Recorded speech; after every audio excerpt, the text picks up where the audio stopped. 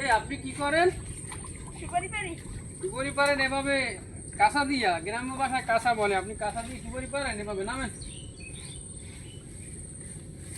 এই দেখুন এভাবে কাঁচা দিয়ে ফরজ ফরজ তরফ করে তারপরে সুপারি পারে না। ফরজ হলো টাকনার উপর থেকে কোমর পর্যন্ত ঢাইকে রাখা, ঠিক আছে? এটা হলো আল্লাহর হুকুম।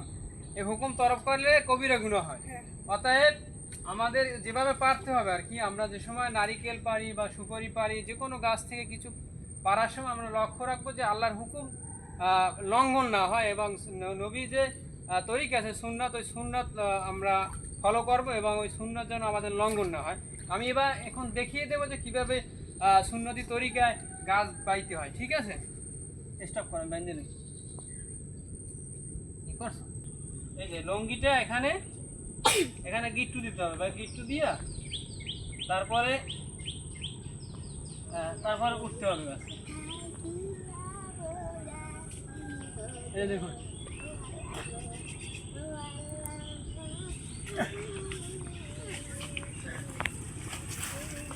এভাবে এভাবে উঠতে হয়, ঠিক আছে? এভাবে তাতে কোনো খরচ তরফের কোনো কিছু হয় না, আল্লাহর হুকুমও লঙ্ঘন হয় না, ঠিক আছে? আমরা যে কোনো কাজ করব আল্লাহর হুকুমের দিকে লক্ষ্য রাখবো। ধন্যবাদ।